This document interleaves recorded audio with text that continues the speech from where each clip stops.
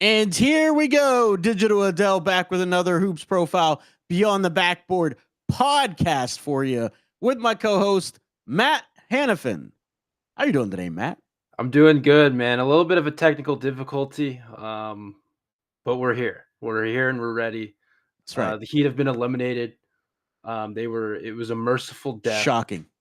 Um, that wasn't fun, but No. I'm doing good, man. Otherwise, how about you? Oh, I'm doing awesome, man. I was really tired this morning, so no leg day for me this morning. But as soon as we're done with this podcast, I will be getting after it, and I'm not looking forward to it, to be honest. But we're gonna make it happen. But yeah, man, I'm excited to talk this draft. I'm excited about the upcoming, May 12th lottery, even though the Miami Heat won't have any ping pong balls to look forward to. But other teams will, and it'll give us some clarity on the draft situation whenever we get the results of those ping pong balls. Again, it's May 12th, the draft lottery. And the reason why I bring that up, it's important and relevant to our conversation today. This draft is widely regarded as one of the best draft classes in a very long time. And it got me thinking, which, is always dangerous if I start trying to think. That 2023 class with Victor Wembanyama was very, very good. People are going to look back on that draft class and be like, wow, that was a great class. And so I want to compare the 2025 prospects to that 2023 class. What say you? What do you think about this exercise? I think it's an interesting exercise. I'm just refreshing my memory on some of the picks in the 23 class right now, and obviously we won't know until June 25th or whenever the draft is, when some of these guys are picked and how much they fall. Obviously, the early entry list, the deadline for that was Saturday. Over 100 prospects, which is the lowest since 2015. I think it was 106, the final tally. Who reported that? That was Gavoni, right? Yeah. Well, the NBA released it. Oh, the NBA released it. Gotcha. Yeah, the NBA released it because the deadline was Saturday at midnight. Obviously, one of the guys that we've briefly talked about, Alex Caravan, is going back for yet another year in college. Wow. It's the NIL money, man. That's really like it's changing the dynamic of the draft even. This guy loves college, that Caravan. and we've talked about it before, how it's going to affect it, but like 106 guys, like that's just not a lot at all. Usually you're in like the low 200s, including international prospects who are declaring from overseas, or even G League guys, which there's a couple in this class. For sure. But I was just looking to see, just to like refresh the names, refresh the order of which this draft went. And it's kind of interesting. Like, I mean, we'll jump into it in a little bit, but I think there's a conversation to be had about, I think the middle of that class is better than this. Yeah. But I think some of the names at the beginning, outside of Amen and Wembanyama, I think the one that we're about to have, I think has the potential to be better. We could have the conversation, though. We could definitely have the conversation, because as I was thinking about this in my head about a month ago when we first broached the subject, I think it might be the other way. I think the 2023 class might take this hands down, but we'll see. We shall see. We're going to go through it. We're going to talk about it. And, big shout out to Say Less D lurking in the playback channel. Appreciate you. All those watching on YouTube, don't forget to like and subscribe. But let's hop into it. The battle of all time, the 2025 NBA draft class versus the 2023 class. So let's get right to the top. We're going to jump right to it. And we have one Victor Wembanyama, the alien himself, 7'4", 237 pounds, shoots threes, could handle, has some, post game a little bit, block shots, get out on the break, can finish, put rim pressure. Compared to Cooper Flagg, who you got? Oh, it's Wemby.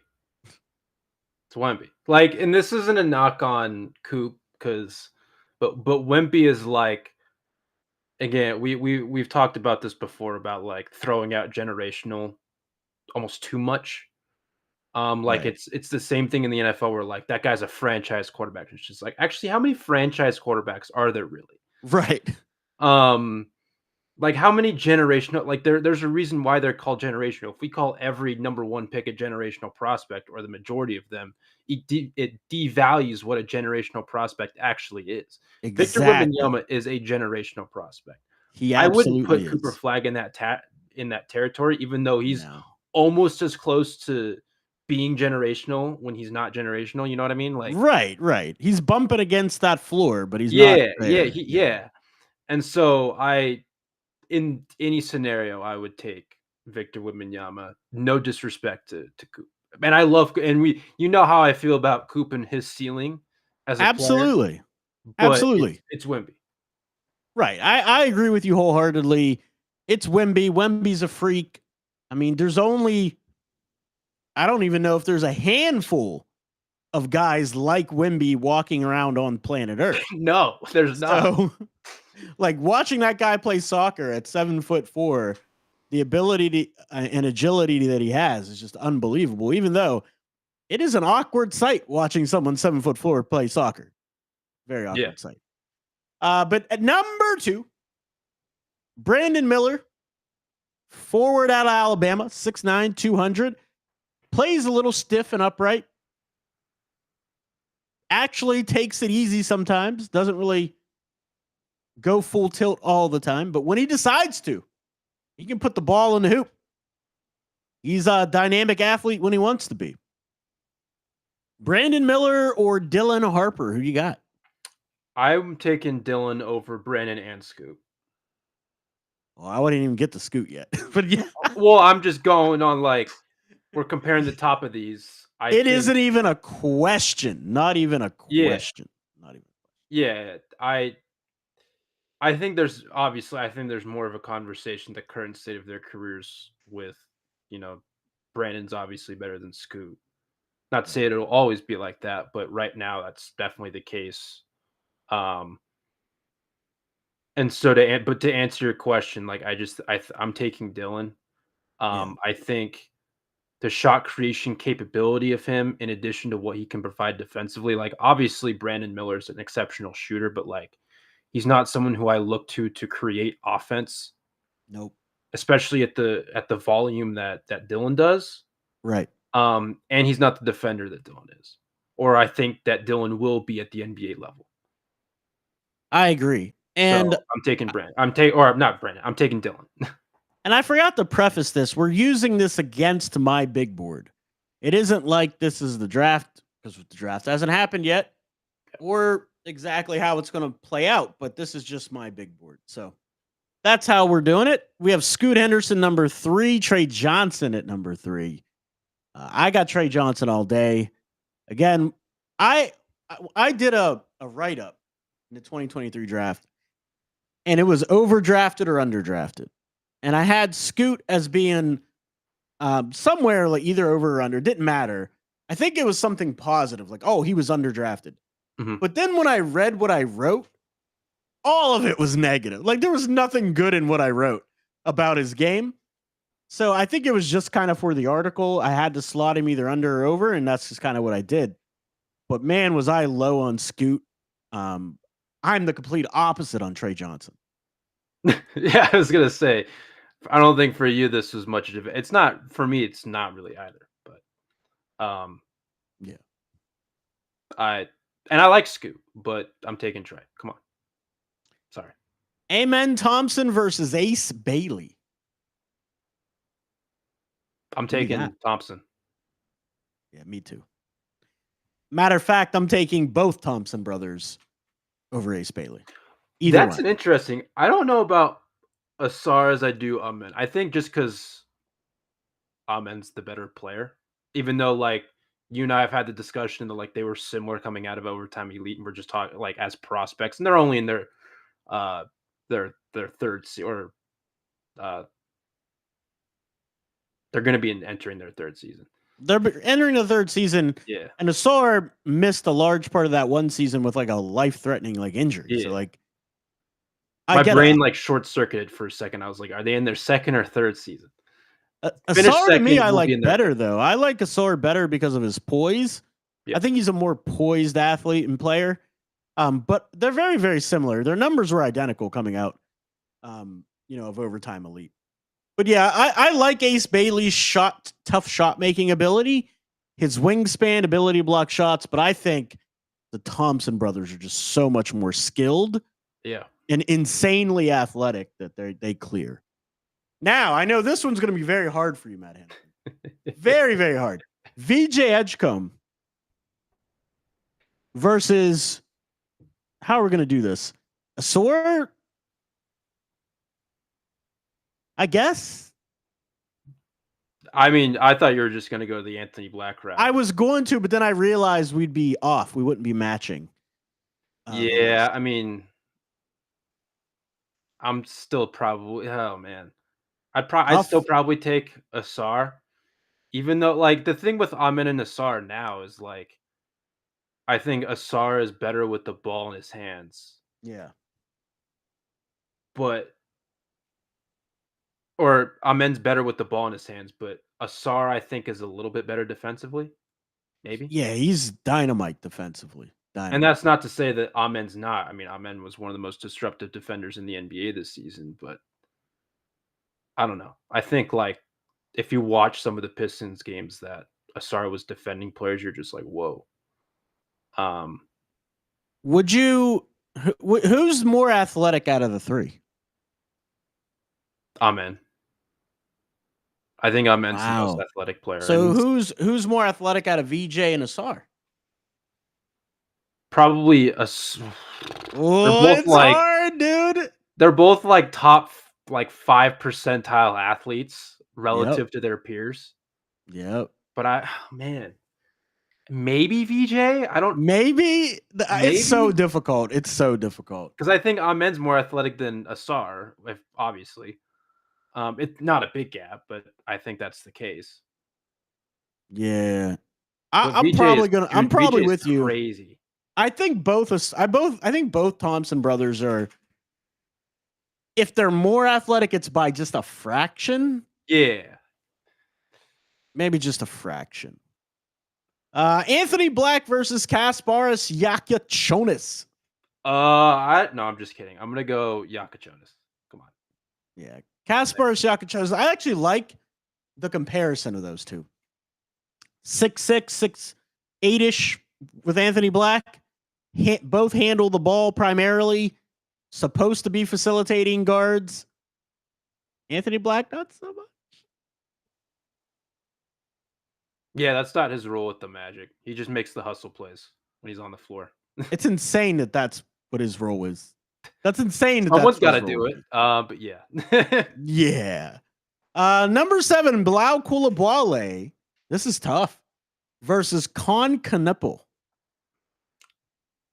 I would lean Koulibaly.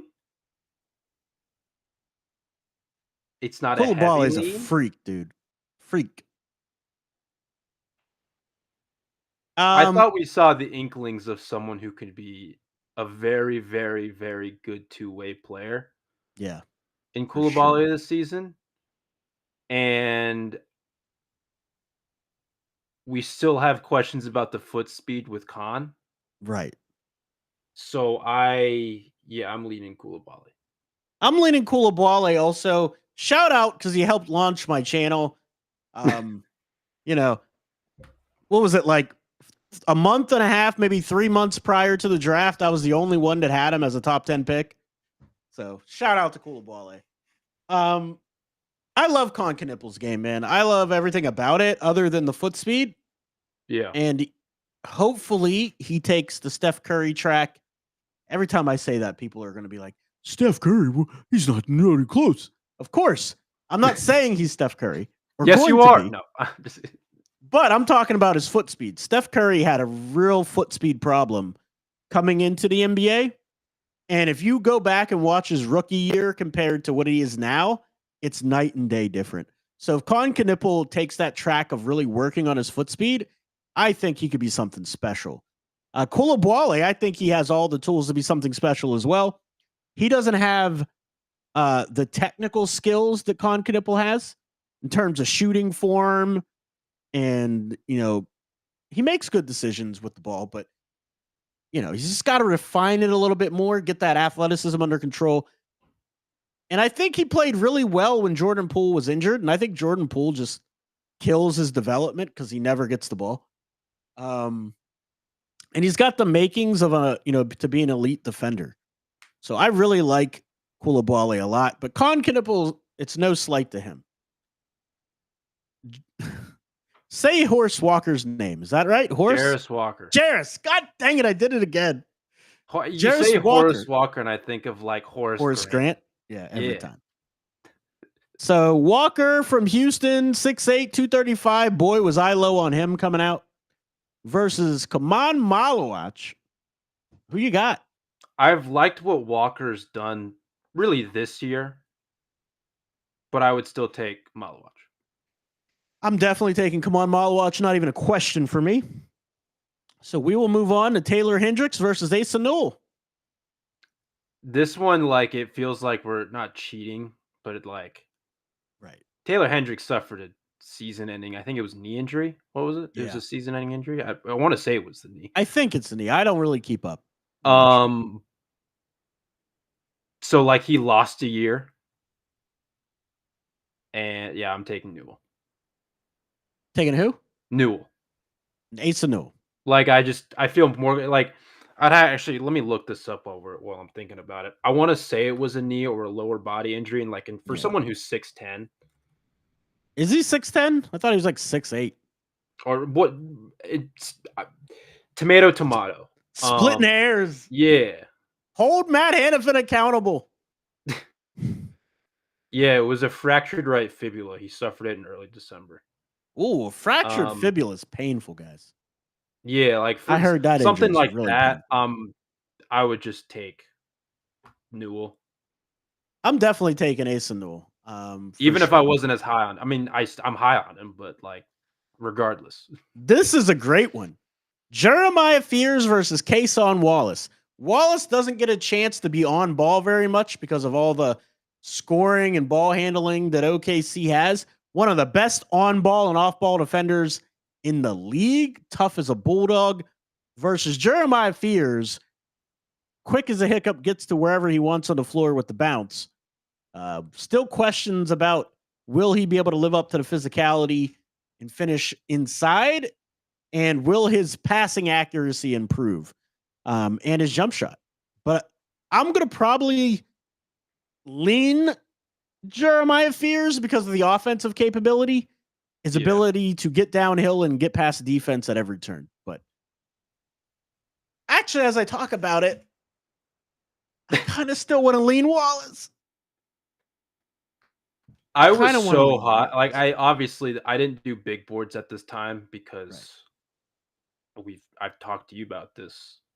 I stink at big boards. Right. So I didn't have it, but I was very high on Kaysen. And like the fact that he ended up with Oklahoma City, he hasn't gotten as many minutes, or at least he didn't in his rookie season. This year he flourished in the minutes that he did get, offensively and defensively, especially defensively. Like it feels like vindication.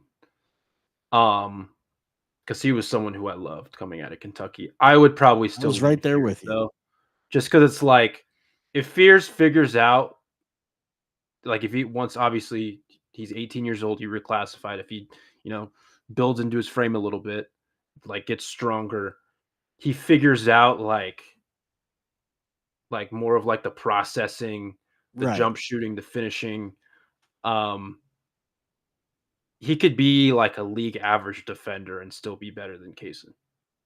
Yeah, I'm with you. It's just so tough for me. It's so tough. I love Kaysen Wallace's game. And I think on a team where he could take on a bigger role, I think his numbers would be excellent and dynamite as well. But we'll never know because he's on OKC. Tahad Pettiford versus Jet Howard. You know who Can I'm we taking. skip this one because Jet Howard should have never gone in this spot? I was saying it at the time. I'll say it now. I Like was so low on Jet Howard. you and I both. I was Yeah. like, what is their they I mean, we'll talk about Jordan Hawkins in a second, but I was like, Jordan Hawkins is a better player and prospect than Chet Howard. Right. Right. All right. So we know it's Pettiford. Jace Richardson versus Derek Lively. If you asked me this last year, I would say Lively. Yeah. Knowing what we know about Luka not being there. Right. But we can't do fit. We can't do But fit. like it's just what I think the trajectory of Derek Lively is now that Luka isn't there and Kyrie will be out for the next season. Like I think that hurts his development. Yeah. And I think that hurts his ceiling as an offensive player. Mostly in the short term. He can still get better long term, but in the short term, his ceiling as an offensive player significantly lowers if that's the case because he doesn't have the playmaker there to help him out. So are you taking Jace Richardson over Derek Lively? Jace can shoot that thing. He can. He's got a little Derek wiggle to Lively his can't. game, a little body control, can I'd still facilitate. probably lean Lively. I wouldn't feel good about it though. Because I he's know. like the athletic profile. I'm probably going to take Lively, if I'm honest. Yeah, and Because like even though he can't do all the other stuff that Jace does, he is an NBA level impact, short roll to rim pressure, hustle guy, rebound block shots guy. Like rim running big. yeah, exactly what you're getting with Derek Lively. Yeah. With Jace Richardson, he could easily be in the G League. Even though I don't think he will be. I don't think that's going to happen, but he could be small. Like he may play small. We don't know.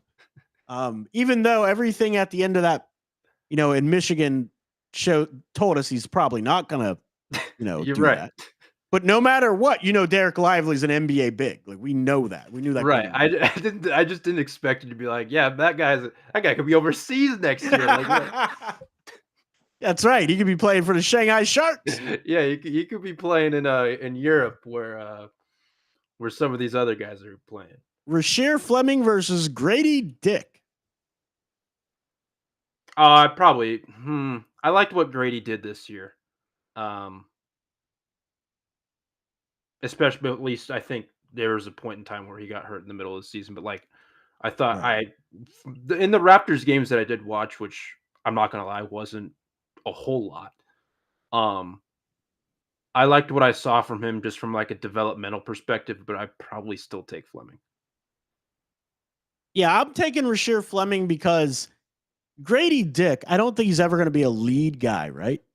So when you slot him into as a role player, you're looking for a guy that can shoot the three at a high percentage, that's going to defend, make the right play.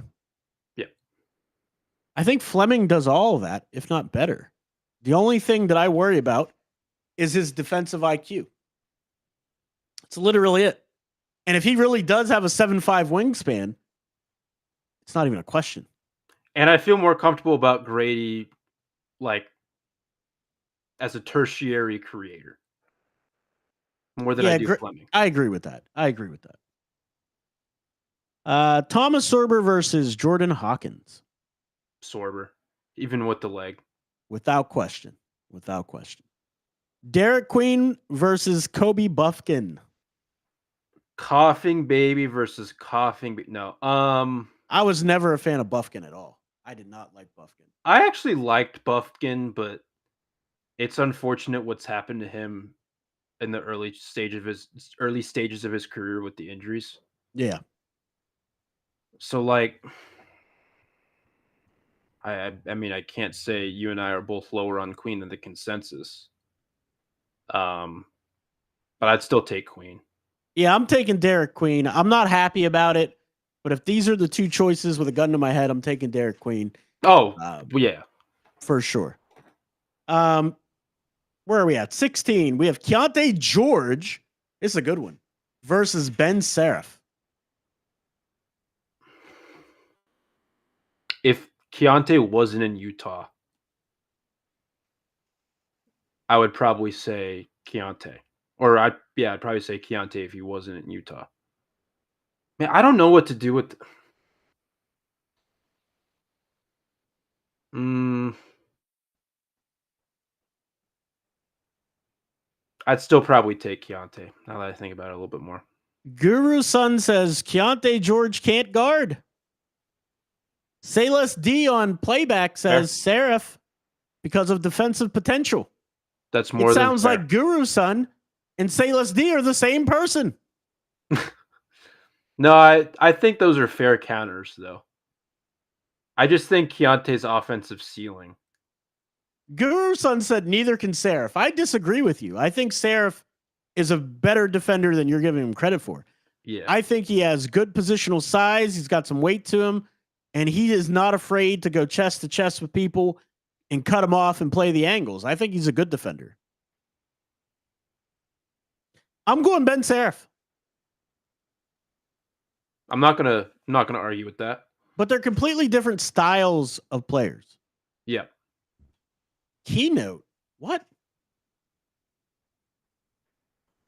I never called him Keynote. I mess up a lot of names. But I've never called him Keynote. That was like keynote address, that guy in Utah. That's right. I gave my keynote address, and it was full of misspellings of names. Jalen Hood Shafino versus LeBaron Philon. Who you got?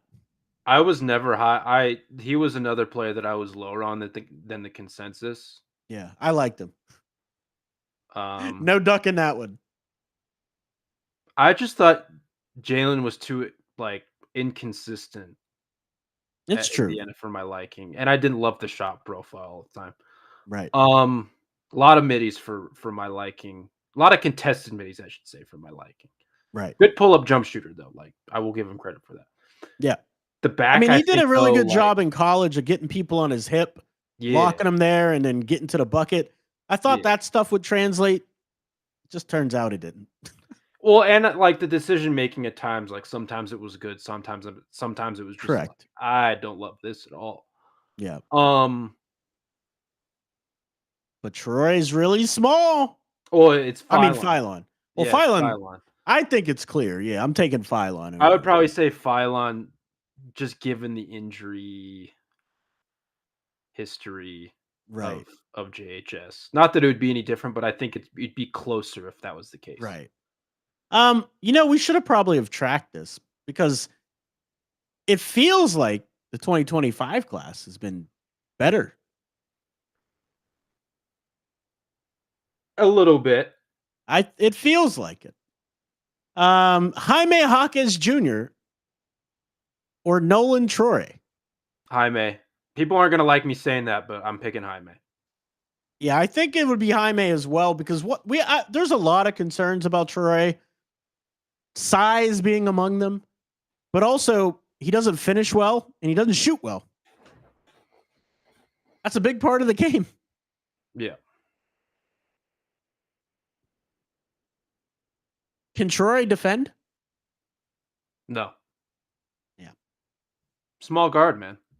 Yeah. Small, skinny guard. So probably not. Pods versus Danny Bird.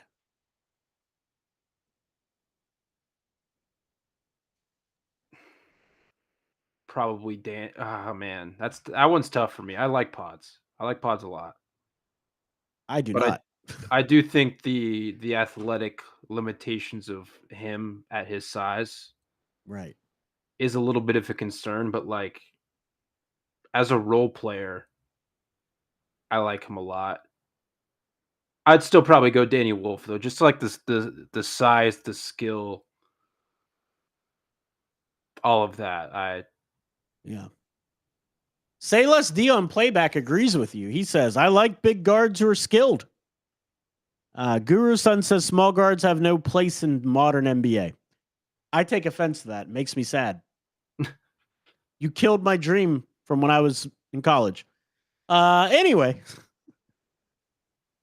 No, I agree with you. Pods, especially in the situation that he's in with Steph and Jimmy, Yeah. It allows him to do things that he can do.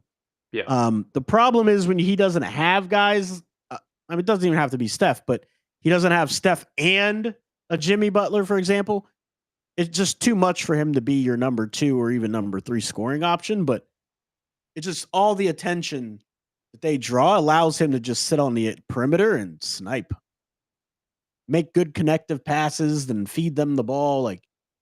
And he hustles. He's a good hustle player. So as much as I like Danny Wolf, I'm going to probably lean Pods. Really? Yeah. Here's why. Danny Wolf, for the freak that he is, and very much he could end up like Kelly Olynyk. Would you take Kelly Olynyk's career or Pod's career? I mean, we're only 2 years into one. Kelly Olynyk had a solid career. I know he had a solid career. That's exactly right. I mean, had probably Pod. I don't know. Probably Pods. Probably Pods. That's my point. Maybe. So, Danny Wolf, I like his shot. His jump shooting is troubling. Now, the NBA can fix it. They can fix his shot. Mm-hmm. But if they don't, it's going to be troubling.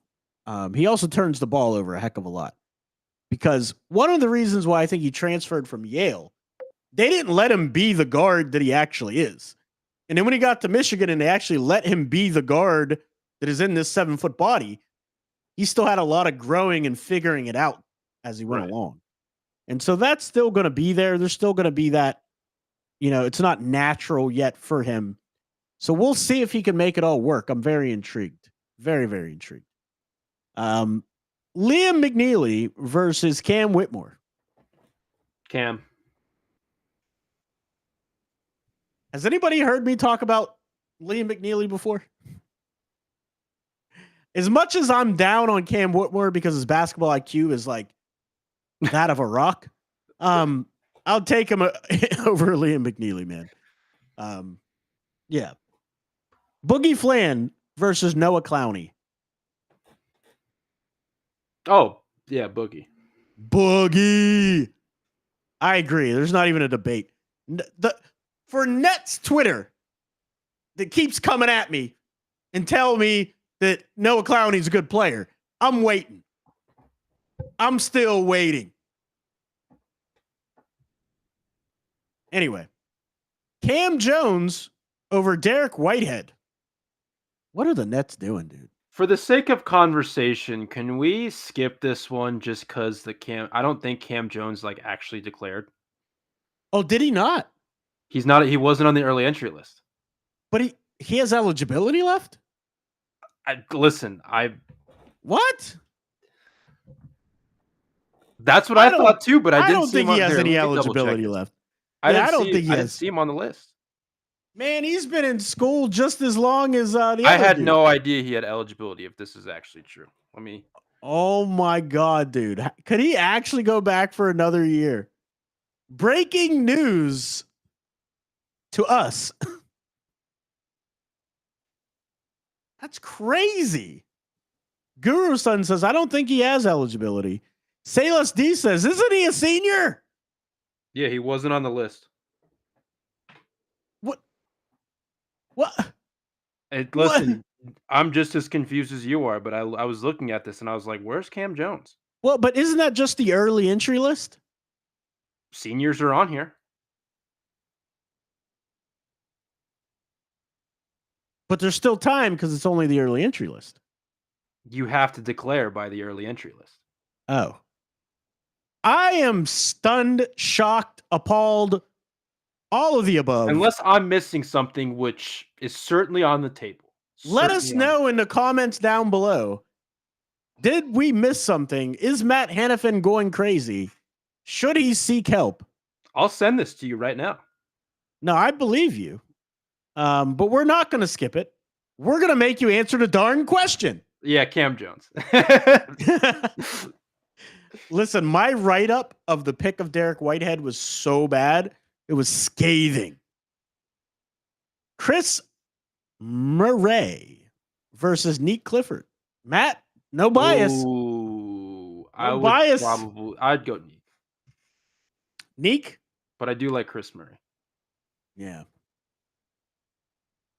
This one's going to give me some consternation. Murray is older. So is Neek. Murray's a knockdown shooter. Neek's an improved shooter. I wouldn't go as far as to say that Neek is a knockdown shooter. He's a good shooter, but he's a little bit streaky. Little streaky. I think that's what people are going to figure out about him. They're like, wait, he had how many games where he, lit the world on fire or couldn't make a basket?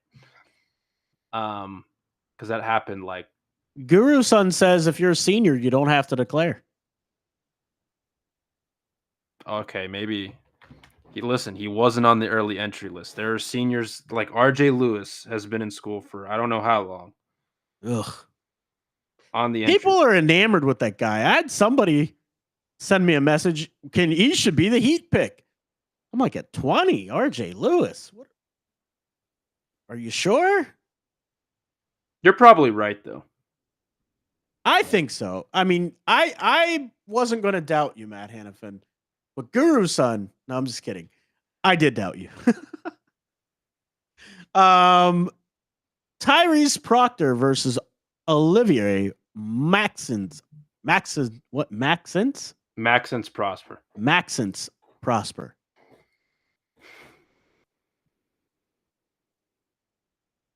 So is that Proctor versus Prosper? I'd probably go Proctor over Prosper. Yeah, I would too.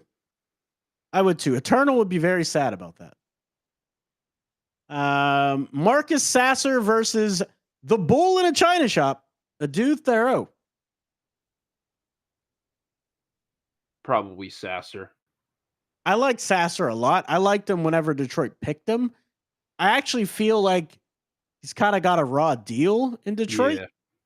Yeah. Adu Thero, dude's super athletic, plays super hard, but man, he cannot shoot, and he just runs through everyone. So he might actually make a good NBA player because that's what LeBron does. What? I didn't say that. Who said that?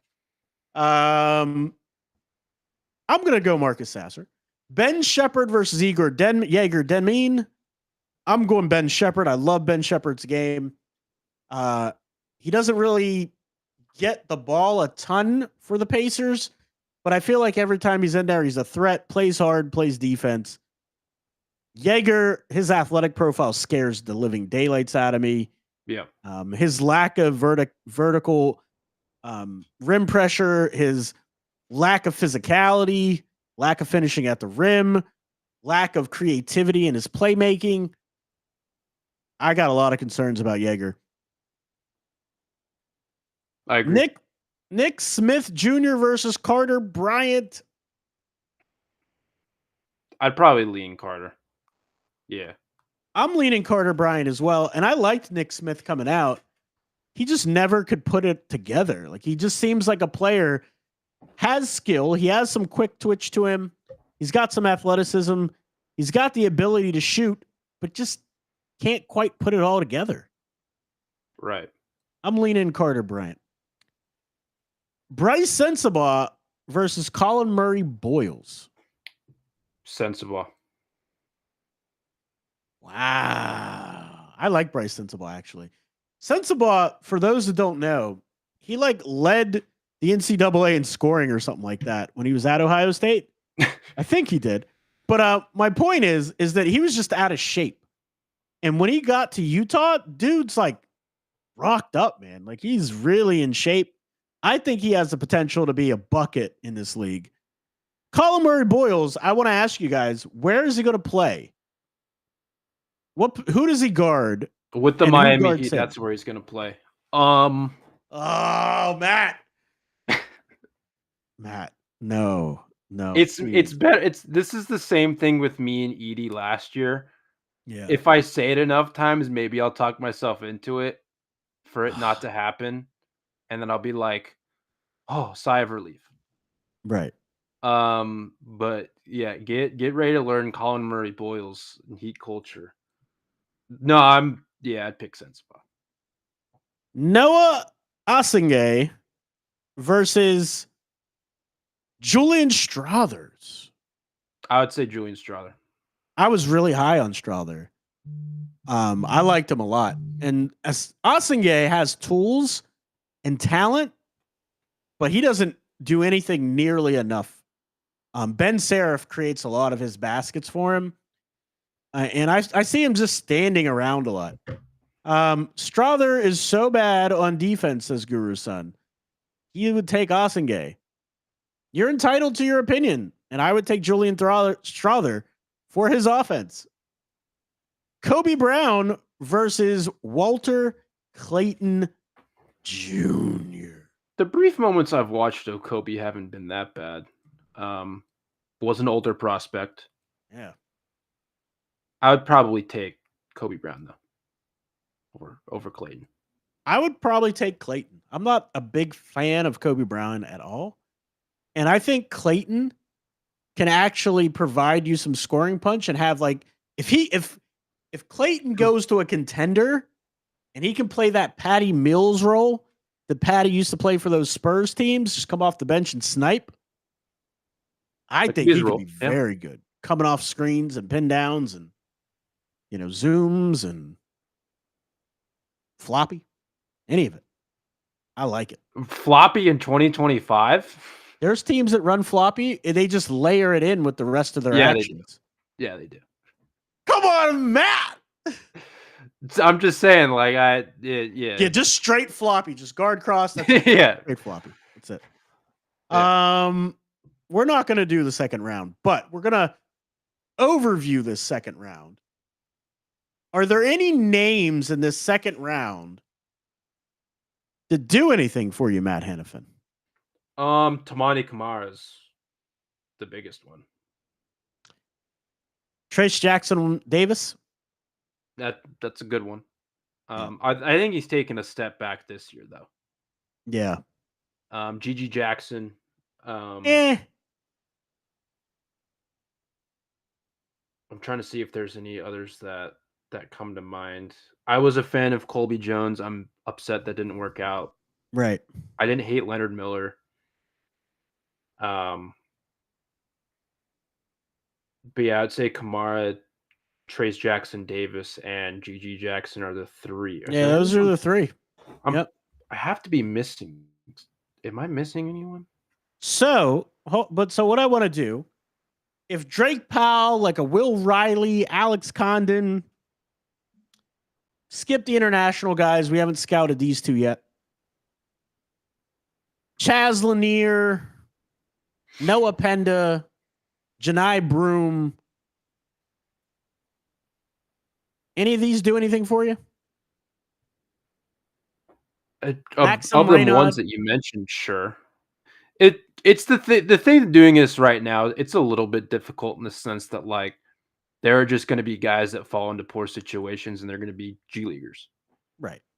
For their first either year or 2 years or whatever. And that's the same thing with the first round. Like some of these dudes are just going to be in bad situations. Like we like them as players now, but right. They'll be in a bad situation or a situation where they're stashed or not stashed, like stashed on the bench. I mean, right. Or whatever the case is, or they're in the G League or something like that, and it just doesn't work out for them. So like we should come back and do this in a year when all these guys have gotten 1 year under their belt. But just doing I agree. This is just some of the 2025 class. Like I want to say, I don't know the tally of it. If someone was watching and did the tally for us, one, we very much appreciate you. Please like and subscribe. But like I think we had more of the 2025 now. I mean, it wasn't like we did. I don't think it was a big gap.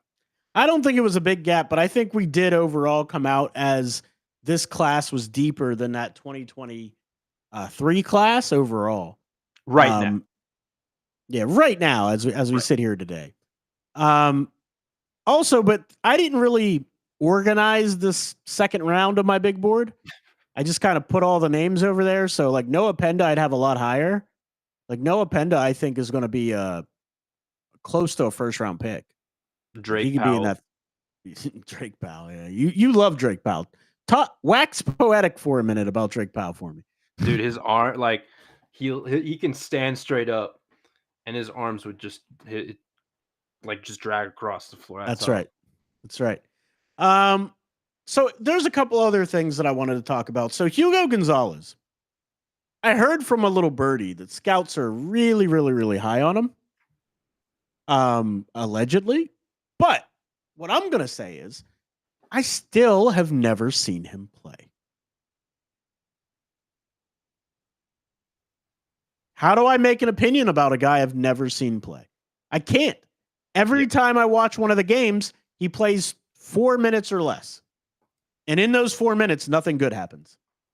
It would only be if we were at the practices.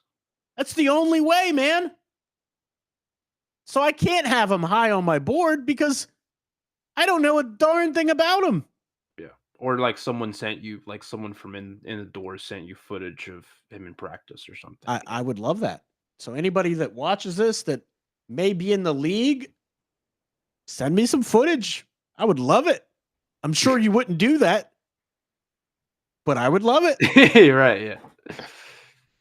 But that's it for me today, Matt. Do you have anything else you want to cover, or just tell the people where they can find you, follow, and get more of your work? I'll be very interested to see like 2 years from now where both these classes are at. I'm sure there's other like comparable ones. Yeah. Maybe not in recent memory, but other comparable ones where there's a bigger sample. Like we're still getting a small sample of both of these classes. The guys who are there now in this 2023 class on their teams or whatnot, they may be in completely different situations. True. Based on how just the league works with trades and free agency and whatnot in a few years, and so their career arcs might change, or they'll inevitably change just by how much. Right. And it's the same thing with this 2025 class. We won't know until we know about where these dudes are drafted, the situations that they're in. But this was a good exercise, a good mind exercise.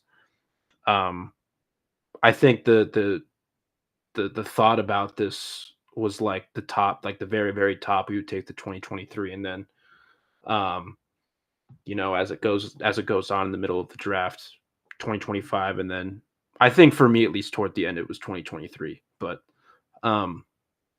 or more so 2023 than you. But then no, this was a good exercise.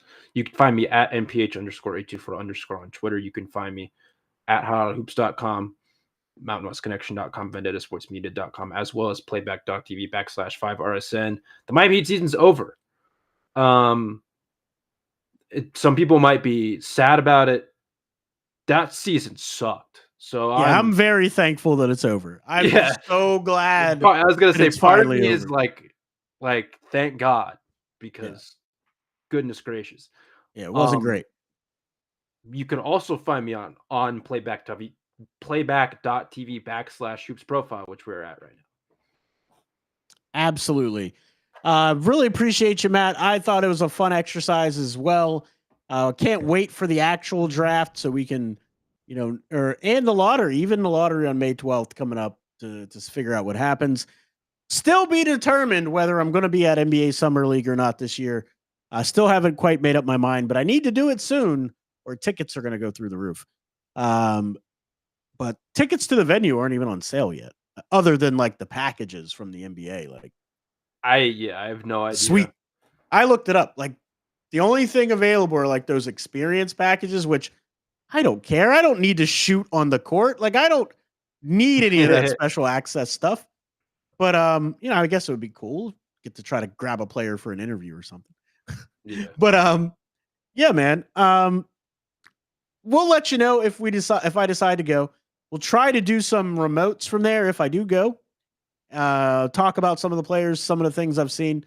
But until then, you can find me and follow me at Digital Adele on Twitter, Blue Sky, anywhere social media is found. Hoops Profile on YouTube, and playback.tv/Hoops Profile and 5RSN. See you next time.